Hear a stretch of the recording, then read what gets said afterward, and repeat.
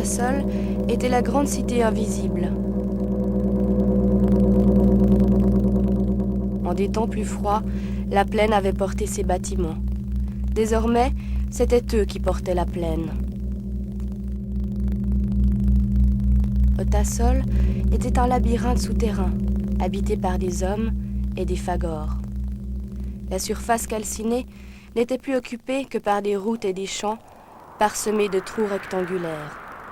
Au fond des rectangles, il y avait les cours, entourées de façades correspondant à des maisons qui n'avaient par ailleurs aucune configuration interne.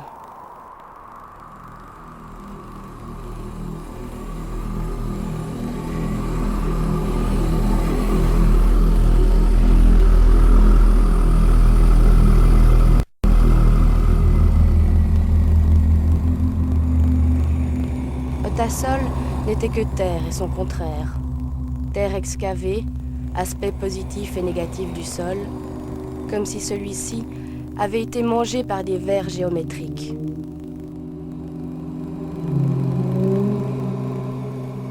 La cité abritait 695 000 personnes. Son étendue n'était pas visible. Même ses habitants n'avaient que rarement l'occasion de l'apprécier.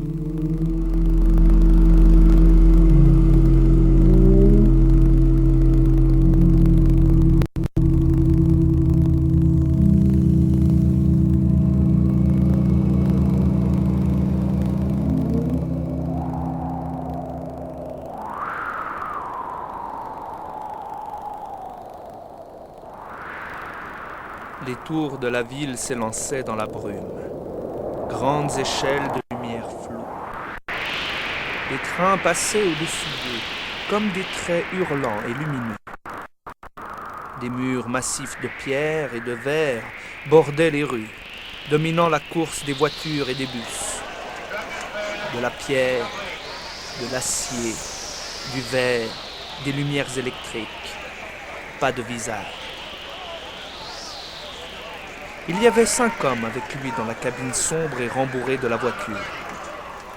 Il lui désignait des choses particulières, mais à travers le brouillard, il ne pouvait pas dire quel grand et vague bâtiment éphémère était la haute cour, ni lequel était le musée national, ou le directoire, ou le Sénat. Ils traversèrent une rivière ou un estuaire. Les millions de lumières de Niyo et Seiya, diffuses à cause de la brume, tremblaient sur l'eau noire derrière eux. La route devint plus sombre, le brouillard plus épais, le conducteur ralentit. Ses phares éclairaient la brume comme si c'était un mur qui reculait sans cesse devant eux. Chevêque se pencha en avant durant un instant, regardant dehors. Son regard n'était pas très clair, ni son esprit, mais il gardait un air grave et lointain. Et les autres hommes parlaient à voix basse, respectant son silence.